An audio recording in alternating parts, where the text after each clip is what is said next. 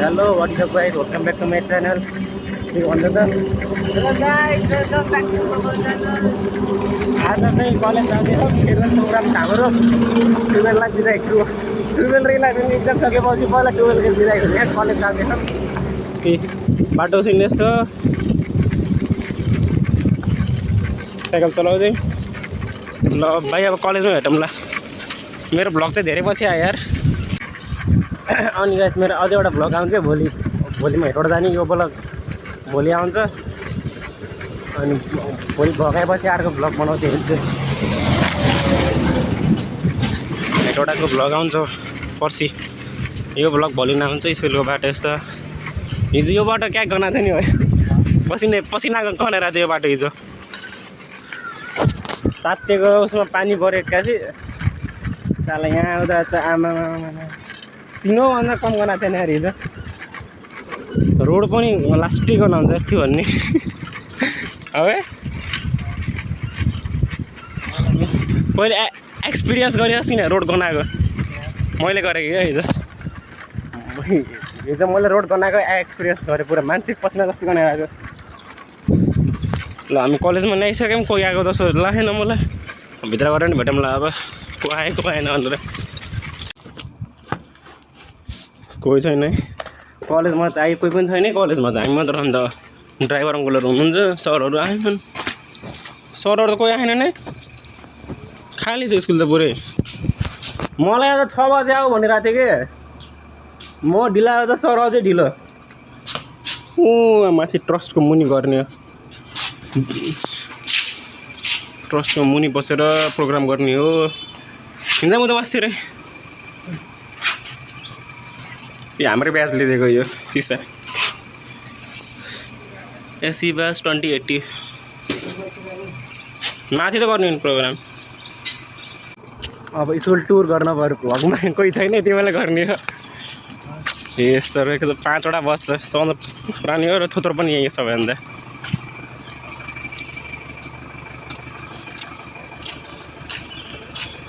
चुपै लाग्यो माथि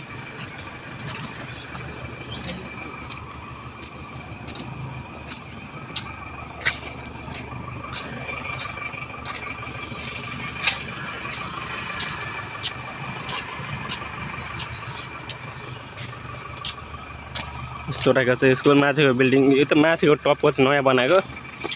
यो चाहिँ सधैँ पुरानो यो र ऊ चाहिँ ब्लक भयो यो मुनिको यो पनि पछि बनाएको अनि पछि उ त माथिको चाहिँ नयाँ अहिले बनाएको धेरै भएको छैन 2-3 महिना भयो बनाएको ल टक्क माथि जाने स्कुल एक्सपोज स्कुल एक्सपोज पछि भन्छ अहिले त जितेला क्या यो चाहिँ पुरै 10 क्लासहरू चुकुल लाहा न ल चाबी लाहा ए टक्का माथि आयो हामी यस्तो तर शीतल हुन्छ होला एकछिन यार भित्तामा पानी छ नि त सिटिङ गरिसकेर लगाइछ के कानको बिचमा बजाउँछ क्या डेक जत भएन यो डेक यहाँको सेटिङ कानमै बस्छ डेक त बनाएर सही बनाएर टक्क म के भन्छ एङ्करिङ मैले नै गर्ने हो ल ढोकेर चढाउँ त ल जय शम्भु टक्क टक्क यहाँ बस्यो यस्तरी ल हेलो गाइज म सफल बिक द गदराज गेमिङ र द गेमर अफ एसबिके को मालिक टक्क यहाँ त्यो खोइ त उस्तो फेरि छैन त कि लिएर आउने छ ब्यानर के क्लास 12 फेयरवेल विदाई कार्यक्रम यहाँ त हिजो लिएर आएको के यो हाम्रै लागि लिएर आएको हिजो प्रोग्राम थियो के थियो र हिजो खै त के पुरस्कार बाँडेको थियो त्यो त टिकाहरू फालेको जम्मै के रहेछ यसमा ठुलो मिक्सर पो रहेछ मिलाएर राखिदिउँ यार अर्काको सामान त्यत्तिकै यसलाई त नहुने हो मिक्सर छ क्या मिक्सर मिक्सर छ ठुलो मिक्सर छ क्या हेभी मिक्सर रहेको छ लुम्बिनी स्कुलको बसबाट चाहिँ किन स्टार्ट गरेको कि इन्जिन उसहरू लाग्यो बस त जान्न भनिरहेको सरहरूले गाई चाहिँ अब हामी एकछिन बस्छौँ कुर्छौँ के गर्छौँ ल बाई हामी यहाँको लगभग 2 घन्टा भइसक्यो बल्ल सरहरू आउनु गऱ्यो कोही केटाहरू आएको छैन यार अब ब्यानर लिएर माथि गएर अब स्टेजहरू मिलाउने स्टेज पहिला मिलाएको छ ब्यानरसँग टास्ने एकदम ओहो ल मुम्फली बाहुबली बनाएको त अब गदाको दम स्ट्रेन्थ के भन्छ त्यसलाई स्ट्रेन्थ त के अरे साला स्ट्रेन्थ जिब्रो चिप्लो छ हो त्यो छैन सुकेको गदा अब माथि जाँदैछौँ 2टा सरसँग अनि स्टेजहरू मिलाउने टक्क गर्ने माथि पुगिन्छ जम्मा 7 जना आछन् अहिलेसम्म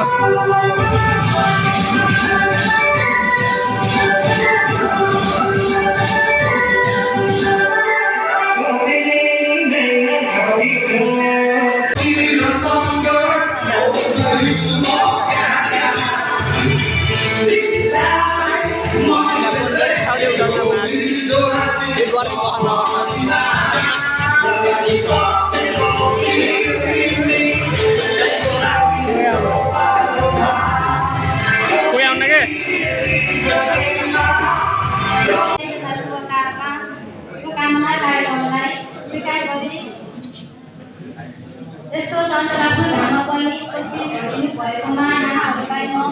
ममताको सहयोग कक्षाहरूको तर्फबाट हार्दिक स्वागत युट्युबमा हाल्ने कि भिडियो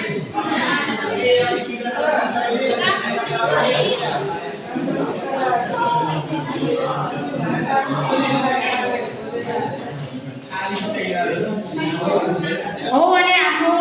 यो कार्यक्रम धेरै लामो हुने छैन त्यसैले सबै यही हलमा बसेर सहयोग गर्नुलाई आग्रह गर्दछु जम्मा कतिवटा आएको रहेनछ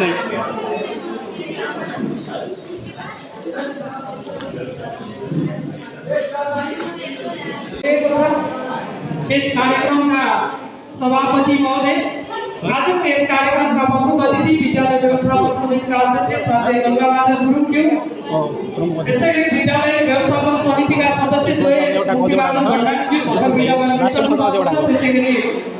मीना शर्मा ढकालज्यू शिक्षक प्रतिनिधि रूपबहादुर बलालज्यू यस विद्यालयमा शिक्षक प्रतिनिधिको रूपमा सञ्चालक समितिमा रहिरहनु भएका सञ्चालन गरेका छौँ र कक्षा 12को भविष्य राम्रो र सुखद होस् भन्दै सम्पूर्ण कक्षा 11को विद्यार्थीहरूबाट म सङ्गे नेपाली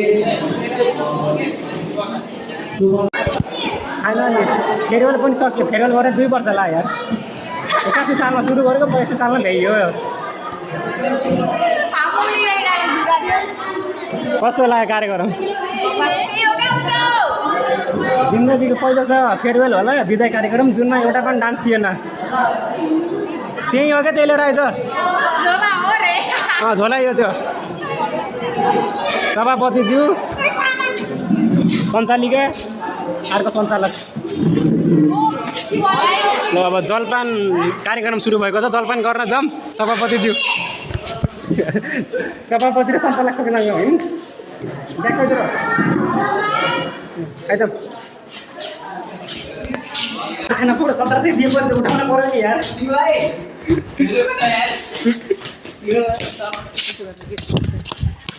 झिङ्गा फेरि बेल सकियो घरतिर लागिँदैछ अब